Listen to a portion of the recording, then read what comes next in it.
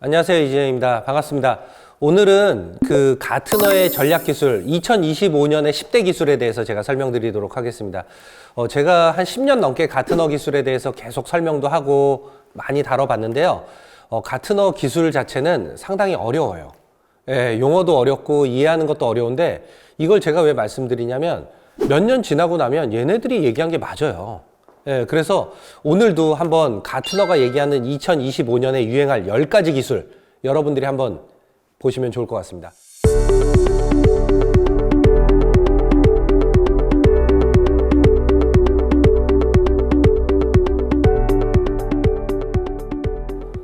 한번 읽어보세요. 어떠세요? 느낌이? 어렵죠? 제가 말씀드렸잖아요. 진짜 어려워요. 근데 이거를 제가 한번 전체적으로 좀 쉽게 설명해 보도록 하겠습니다. 일단은 세 가지 묶음으로 나눠볼 수 있는데요. 첫 번째는 인공지능의 필수성과 위험이라 그래서 어쩔 수 없죠. 인공지능에 대해서 다루고 있습니다. 그 다음에 두 번째는 컴퓨팅의 새로운 경계인데 이것도 인공지능의 컴퓨팅 기술 때문에 나오는 얘기들입니다. 그러니까 첫 번째, 두 번째 다 인공지능이죠. 세 번째 역시 인공지능이에요. 인간과 기계의 시너지. 자, 작년에 이어서 가트너는 올해도 인공지능을 가장 주요한 테마로 다루고 있습니다. 그렇지만 그 세부 테마들 10가지는 조금씩 바뀌고 있거든요. 이 부분에 대해서 하나씩 다뤄보도록 하겠습니다. 자, 첫 번째 에이전트형 AI. 이거는 그냥 쉽게 말하면 인공지능 비서를 얘기하는 거예요. 자, 우리 볼 때 여러분들이 인공지능 비서의 시대가 온다라는 거는 작년부터 계속 얘기가 나왔던 얘기거든요. 올해 더 명확하게 올 거라고 얘기를 하고 있습니다. 그래서 이제는 인공지능 비서만 얘기하는 게 아니라 인공지능 비서의 수준을 얘기하는 그런 시대가 됐다. 이렇게 보시면 될 것 같습니다. 되게 재밌는 게 LG전자에서 스마트홈 에이전트라는 것들을 하나 발표를 했어요. 요번에 CES에서 상도 받았는데요. 이게 그냥 애완 가전? 이렇게 보시면 좋을 것 같아요. 너무 예쁘잖아요. 귀여운 요 친구가 막 돌아다니면서 우리 아이를 만나면 아이한테 책도 읽어줘요. 그리고 우리 노인분들이 약을 먹을 시간이 되면 약 먹을 시간이 됐습니다. 이런 것도 알려주는 거죠. 그리고 만약에 위급한 상황이 오면 신고도 대신해주고 이런 애완 가전 하나 키우면 되게 좋겠죠. 그런 목적으로 출시가 된 걸로 보입니다. 자, 두 번째 기술로 한번 가볼까요? 인공지능에 대해서 너무 좋다 이 얘기하는 거는 여러분들 지겹게 들으셨을 거예요. 자, 근데 지금은 어떤 얘기를 하냐? AI 거버넌스 플랫폼이라 그래서 인공지능의 위험에 대해서 얘기를 합니다.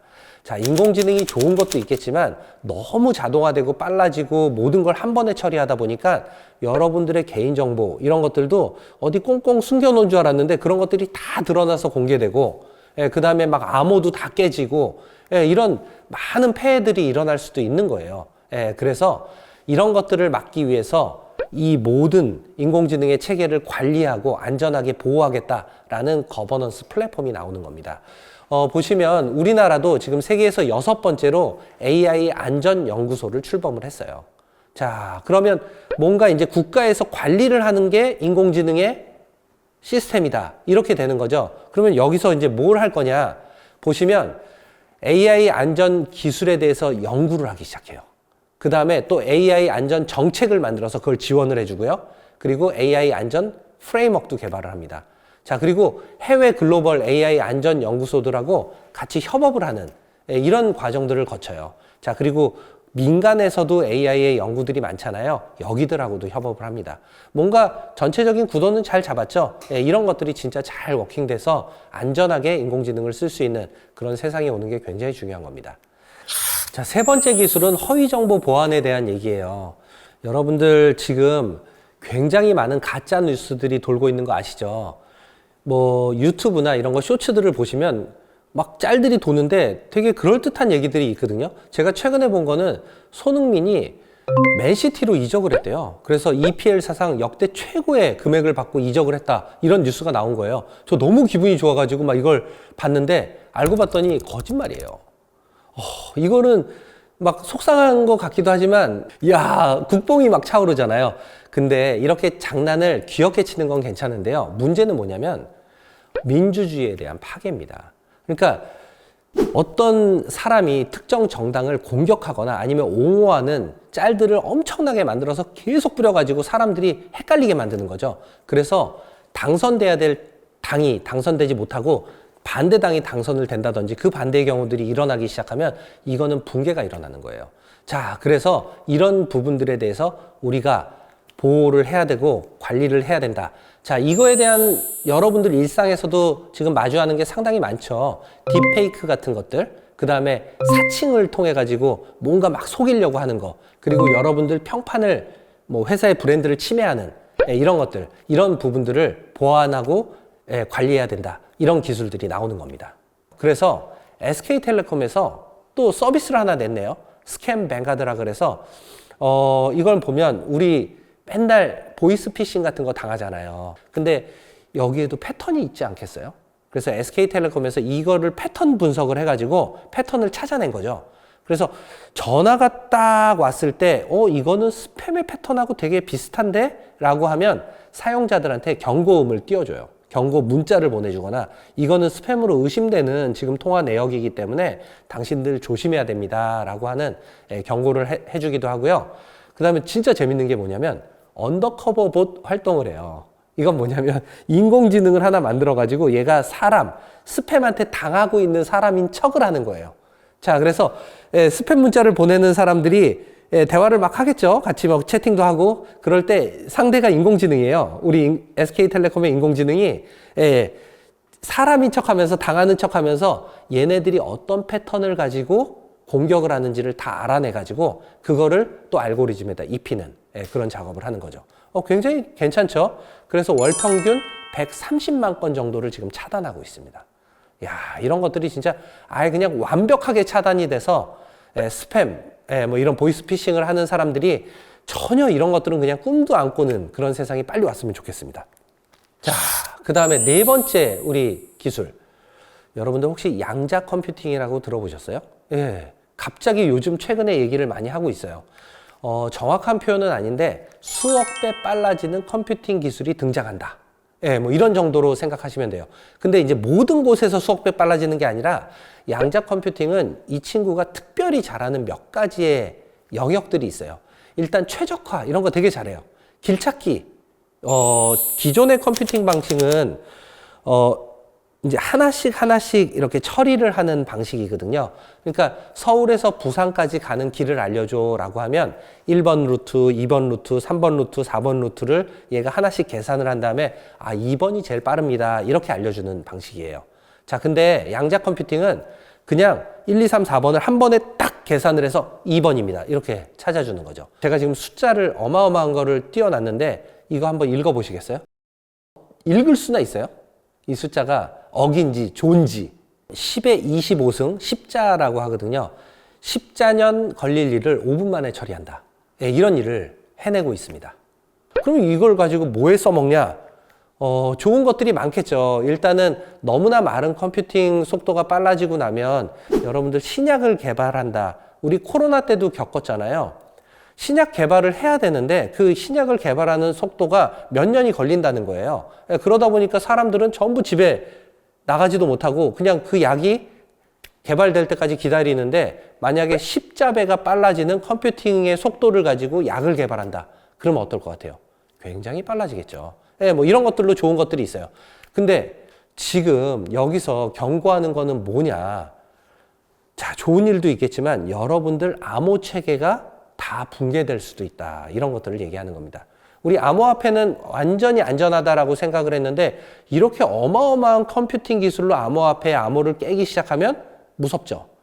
그리고 여러분들이 가지고 있는 열쇠자리, 은행의 암호 같은 거 있잖아요.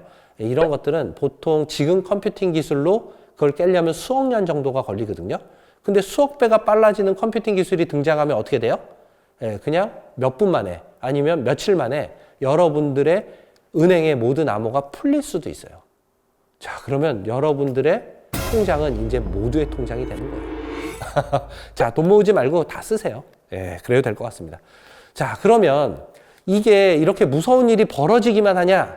사람들은 그렇지 않아요. 이런 것들이 예상이 되면요. 어떻게 하냐? 이거를 방어하는 또 기술을 만들기 시작해요. 그래서 암호를 깨는 것도 양자 기술, 암호를 지키는 것도 양자 기술.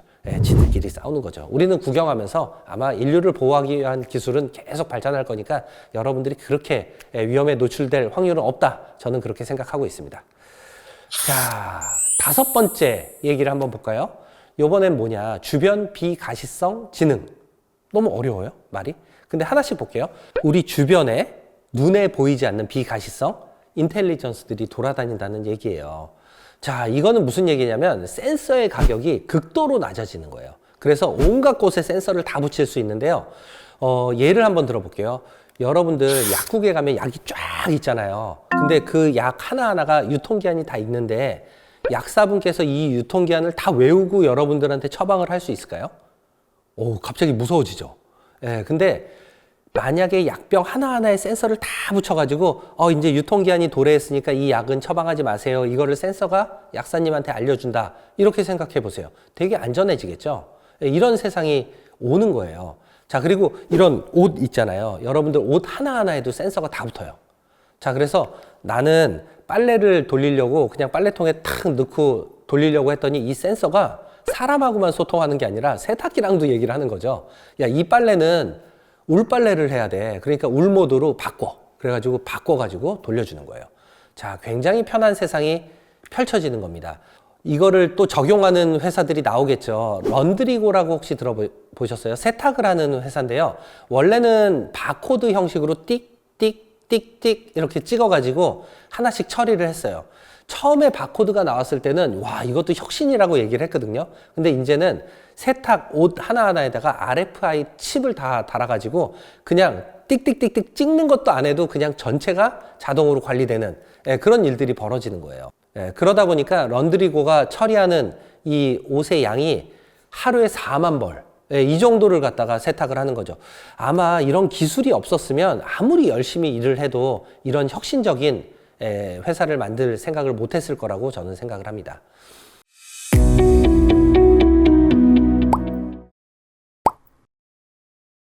자, 요번에는 6번째 기술로 갑니다. 되게 빨리 가죠, 지금. 에너지 효율 컴퓨팅이라는 얘기예요. 자, 에너지를 절약하는 컴퓨팅 기술. 이거는 왜 주목하게 되냐? 인공지능 기술 때문에 그래요. 인공지능 기술이 참 발전을 해서 좋지만 사람들은 생성형 AI나 이런 것들이 망할 거라고 보는 사람도 상당히 많습니다. 왜 그럴까요? 생성형 AI를 돌리기 위해서 엄청난 양의 전기, 컴퓨팅 기술 이런 것들이 필요해요. 그래서 생성형 기술의 메이저 업체들은 전력 회사들하고 전기 공급 계약을 다 맺고 있어요. 그래서 2030년까지는 우리한테 어느 정도의 전력을 안정적으로 공급해야 됩니다. 막 이런 것들을 계약을 맺거든요. 근데 생성형 AI 업체들이 계속 생기고 계속 전기를 더 소모하는 쪽으로 간다 그러면 어떻게 돼요? 인류의 재앙이에요. 그래서 사람들은 그렇게 가지 않아요. 더 똑똑하게 전기를 저전력으로 쓰고 그 다음에 효율화하고 그 다음에 신규 하드웨어를 통해서 더 똑똑하게 처리하고 친환경 에너지를 만들고 이런 쪽으로 노력을 하는 거예요. 그 얘기가 에너지 효율 컴퓨팅에 대한 얘기입니다. 자, 지금 에너지 효율 컴퓨팅의 방식은 상당히 많은 기법들이 나오고 있어요. SIMD, MIMD, 뉴로 컴퓨팅 뭐 이런 여러 가지 얘기들이 있는데 이걸 외울 필요는 없어요. 근데 이 방식이라는 거는 직렬 방식보다는 공통적으로 이제 채택하는 방식이 병렬 처리예요. 그래서 한꺼번에 처리해가지고 빨리 처리하고 그 다음에 저전력을 쓸 수 있거나 아니면 에너지가 너무 열이 많이 발생하지 않도록 냉각 기술을 적용해가지고 이걸 빨리 식혀버리는 이런 방식으로 발전을 해나가는 겁니다. 이것도 벌써 또 사례들이 나오고 있습니다. SK M무브하고 한화 에어로스페이스가 같이 공동 개발을 한 건데요. 액침 냉각 ESS. 전기를 담아두는 거를 뭔가 액상 이 안에 담아두면 좋다라는 얘기인데요. 제가 조금 더 자세히 설명을 드리면 우리가 ESS 같은 것들을 만들어 놓고 아니면 컴퓨팅 기술들을 하기 위해서 뭐 CPU, GPU를 갖다가 쭉 달아놓는 그런 컴퓨터들을 한 곳에 모아 놓으면요. 한쪽에서 열이 발생할 수 있잖아요. 이 열이 딱 발생을 하고 나면 얘가 막 끌어올라 가지고 나머지 주변을 다 태워버려요. 자, 그러면 문제는 얘 하나만 발생을 했는데 나머지가 다 타버리니까 너무 아깝잖아요. 그래서 이 전체를 갖다가 액체로 씌워버리는 거예요. 플루이드 액체로 이걸 갖다가 전부 씌워가지고 얘가 문제가 되더라도 그 안에서 그냥 끝나게 이런 기술이 나왔습니다. 자, 이걸 어디다 지금 적용을 하려고 그러냐면 큰 선박에 먼저 적용을 하려고 그래요. 바다에서 며칠, 몇 달 동안 돌아다니는 선박에 만약에 화재가 난다 그러면 굉장히 큰 문제가 되겠죠. 그리고 지금은 선박도 전부 AI 시스템을 통해 가지고 돌아가야 되기 때문에 이런 열이 발생할 확률이 높아졌거든요. 그래서 그런 쪽에 먼저 적용하는 기술, 이런 것들이 등장을 했습니다. 자, 그리고 7번째 기술, 하이브리드 컴퓨팅에 대해서 얘기를 합니다. 우리 컴퓨팅 기술, 양자 컴퓨팅이나 이런 것들 좋은 것들이 많이 나온다고 했죠. 근데 생각해 보세요. 이거 엄청 비싸겠죠. 그러지 않겠어요? 그러니까 양자 컴퓨팅이 진짜 필요한 아까 신약 개발이나 막 이런 것들 이런 부분에는 잠깐 쓰겠지만 나머지는 기존 컴퓨팅 기술을 섞어 써야 된다는 거죠. 자, 이걸 하이브리드 컴퓨팅이라는 표현을 씁니다. 이 하이브리드 컴퓨팅을 하려고 그러면 뭔가 플랫폼이 있어야 되겠잖아요. 그래서 IBM에서 하이브리드 양자 컴퓨팅 플랫폼을 만들었어요. 양자와 클래식 하이브리드 작업을 지원하는 소프트웨어 플랫폼이에요. 자, 그러니까 이런 것들이 등장을 했다. 지금 나하고 되게 먼 얘기다. 이렇게 생각할 수도 있지만 여러분들은 눈앞에서 지금 쓰고 있지는 않지만 굉장한 컴퓨팅을 돌리기 위해서 양자도 도입하고 그 다음에 기존 컴퓨팅을 섞어서 IBM의 이런 뭐 장치들을 갖다가 쓰는 그런 일이 곧 벌어질 거다. 이런 것들을 지금 가트너에서는 얘기하고 있는 겁니다. 자, 이번에 8번째 기술, 공간 컴퓨팅에 대해서 말씀을 드리겠습니다. 이거는 뭐냐면 여러분들 메타버스를 상상하시면 되는데 여러분들 메타버스 기술 끝났어요? 어떻게 보세요? 많은 사람들이 메타버스 이제 한물 간 기술 아니야? 이렇게 생각을 할지 모르지만 저는 그렇게 보지 않고요. 가트너도 올해부터 메타버스는 다시 확 일어날 거다. 이렇게 보고 있습니다. 자, 왜 그러냐? AR, VR 같은 기술이 지금 안경이나 이런 스마트 기기에 계속 적용이 되고 있는 거예요. 그 애플의 비전 프로라는 거 여러분들 들어보셨죠? 글라스로 이렇게 써가지고 딱 보면 되는 건데 한번 써봤거든요. 그랬더니 제가 위를 쳐다보면 하늘의 공간이 막 펼쳐지고요. 왼쪽이면 왼쪽의 공간이 막 펼쳐져요. 이런 세상들이 펼쳐지는데 얼마나 선명하냐면 그 안에서 아이들이 막 뛰어놀고 공놀이도 하거든요. 그럼 저도 모르게 막 손이 같이 나가요. 같이 공을 잡으려고. 그러니까 너무 신세계를 제가 경험을 해가지고 와, 이 기술은 정말 너무 많이 퍼지겠다 이렇게 생각을 했었는데 그렇게 안 되더라고요. 왜 그러냐면 이 기기 하나가 400만 원이 넘었어요. 우리 4식구 정도 쓰려고 그러면 1600만 원. 우리 직원들 한 뭐 100명 만약에 이걸 갖다가 공급해 주려고 그러면 너무 돈이 많이 들어가잖아요. 그리고 더 문제는 뭐냐면 그 생생한 컨텐츠를 만드는 게 이것도 비용이고 그 다음에 만들 능력이 있는 사람들이 많지도 않은 거예요. 자, 그래서 이런 것 때문에 주춤주춤 되던 건데 이제 컨텐츠는 누가 만들어요? 생성형 AI가 사람보다 더 잘 만들어요. 그러니까 제가 볼 때는 컨텐츠 공급의 문제는 인공지능이 끝내버릴 것 같아요. 그 다음에는 많은 사람들이 쓰면 기기값도 떨어지겠죠. 이거를 이미 시장을 보고 주력해서 노리고 있는 회사가 2개가 있죠. 하나는 메타, 이 페이스북, 인스타그램을 가지고 있는 메타라는 회사, 그리고 다른 하나는 구글입니다. 둘의 기술은 조금 차이는 있겠지만 전체적으로는 글라스를 기반으로 하고요. 안경을 딱 쓰면요. 그 다음에 여러분들 이 손목에 있는 시계 같은 거 있잖아. 얘네들하고 다 통신이 연결이 돼가지고 전체적인 동작이나 이런 것들도 감지하는 것들을 하고요. 그 다음에 안경도 옛날엔 너무 무식했는데 이제 좀 그래도 괜찮아요. 아직까지는 좀 그렇게 이상하기도 한데 제가 볼 때 한 1, 2년만 더 지나도 안경이 상당히 괜찮은 모습으로 등장할 걸로 보입니다. 그리고 안경 안에 풀 3D 홀로그램이 다 등장을 하는 거예요. 그러니까 내가 안경 쓰고 걸어가면요. 이 앞에 있는 모습들이 다 나한테 설명을 해주기 시작해요. 그래서 사물 인식을 통해서 이 앞에 있는 건 카메라입니다. 저기에 계시는 분들은 카메라 감독님과 이런 것들을 도와주시는 분들이 지금 앉아 계십니다. 이런 얘기를 저한테 다 해주시는 거죠. 자, 이걸 쓰고 우리가 해외여행을 간다고 생각을 해보세요. 자, 해외여행을 갔는데 메뉴판을 우리가 베트남 갔는데 베트남 말로만 다 되어 있어. 못 읽잖아요. 안경을 쓰면 이게 다 읽혀요. 종업원이 왔는데 베트남 말로 저한테 뭐라고 얘기를 해요. 근데 안경을 쓰고 있으니까 안경 요 고리에 그 스피커가 달려 있어서 제가 다 들리거든요. 그리고 이거는 생성형 AI하고 연결이 되어 있어요. 그러니까 이 친구가 얘기하는 게 실시간으로 번역이 돼요. 어때요? 이런 안경. 그 다음에 내가 길을 찾으러 간다. 그러면 이렇게 길을 걸어가다가 얘기를 하는 거죠. 나 지금 카드를 하나 사고 싶은데 어디로 가야 돼? 그러면 지금 카드를 팔고 있는 곳은 200m 떨어진 곳에 있는데 요 안경에서 지금 지시하는 방향대로 따라오시면 됩니다. 이런 얘기들을 그냥 해주는 거예요. 저는요, 이 안경이 나오면, 그리고 가격대가 지금 한 70만 원대, 60만 원대로 떨어지고 있거든요. 정말 많은 사람들이 착용할 걸로 예상이 되고 있습니다. 자, 그래서 모든 사람들이 길을 다니면서 뭔가 중얼중얼하고 계속 얘기를 하겠죠. 그게 미친 사람들이 아닌 거예요. 그냥 모두 스마트 글라스를 쓰고 그걸 갖다 활용하는 그런 시대가 곧 올 거다. 이렇게 보시면 될 것 같습니다. 자, 이 다기능 로봇을 이끌고 있는 회사들이 있죠. 보스턴 다이나믹스의 아틀라스. 이거는 여러분들도 상당히 많이 봤을 텐데요. 이 아틀라스의 진화 과정, 2017년부터 지금 현재까지 진화 과정의 영상들을 보시면 진짜 너무 놀라워요. 처음에도 뭐 점프도 하고 계단도 올라가고 이런 것들도 했지만 지금은 물건도 들고, 물건을 들고서 막 점프도 하고, 계단도 굉장히 복잡한 곳, 이런 것들도 다 들어가서 아마 산업용 로봇으로는 굉장히 적합한 친구가 아닌가 이런 생각이 듭니다. 그리고 두 번째로 지금 보면 테슬라, 앨런 머스크는 참 천재인 것 같아요. 이 친구가 지금 또 옵티머스라는 로봇을 만들어요. 근데 이 친구는 가사일을 돕는 것도 해줘요.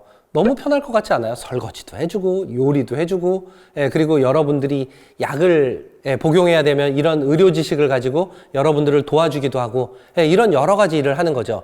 아마 1인 1 로봇 시대, 좀 돈이 많으신 집들은 1인 3 로봇 시대, 이런 것들을 갖다가 구축하지 않을까 그렇게 보이고 있습니다. 이 시대는 빨리 왔으면 좋겠어요. 그리고 가격이 좀 싸지면 저도 몇 마리 키우고 싶습니다. 자, 마지막 기술입니다. 신경학적 강화. 여러분들 혹시 요즘 뇌에다가 그냥 칩을 박는다는 얘기 들어보셨어요? 무섭지 않아요? 제가 여러분들 뇌를 지금 열고 그냥 칩을 하나 박아드릴게요. 그러면 여러분들의 운동 능력도 막 뛰어나지고 그 다음에 지적 능력이 뛰어나져요. 어떠세요? 괜찮아요? 혹시 여러분들 자녀나 부모님한테 제가 막 박아드리면 더 막 욕하려고 그랬죠. 네, 맞아요. 그러니까 이거에 대해서 윤리적으로 아니면 도덕적으로 그리고 무서우니까 거부감이 엄청 셀 거라고 생각을 했는데 최근에 작년에 미국의 FDA에 승인이 났어요. 사람한테 실험을 해도 된다. 와, 이게 왜 그럴까요? 실제로 전신불수 장애자들이나 파킨슨 병을 앓고 계시는 분들, 이런 분들은 몸을 움직이기가 너무 어려워요. 이런 분들의 뇌에다가 칩을 연결해가지고 자극을 하니까, 신경을 자극을 하니까 놀라운 결과들이 일어나는 거예요. 스위스 로잔 대학에서 실제로 실험을 했는데요. 파킨슨 병을 앓고 계시는 분이 칩을 받고서 그 다음에 지금 일어서 매 주말마다 6km씩 산책을 다니고 계세요. 야, 이거는 진짜 너무 놀라운 결과가 아니겠습니까? 그 다음에 뉴럴링크 회사에서 실행하는 겁니다. 이거 앨런 머스크의 회사거든요. 여기서도 사람의 뇌파를 활용해가지고 전신불수 장애자가 뇌파만 가지고 게임을 하거나 주식 투자를 하거나 이런 것들을 만들어주고 싶은 거예요. 자, 인간의 뇌에 칩을 박아서 사람의 지적 능력을 올린다. 예를 들어 수능을 봤는데 칩을 하나 받고 수능을 보면 400점 다 만점 받는 거죠. 그 다음에 100m 달리기를 하면 3초면 뛰어요. 이런 시대가 오는 거를 여러분들은 어떻게 보세요? 저는 솔직히 좀 무섭기도 합니다. 그리고 이게 사람인가? 그때는? 사람이 아닌가? 뭐 이런 것들에 대한 여러 가지 갈등, 그 다음에 헤게모니 싸움, 이런 것들이 벌어질 걸로 예상이 됩니다.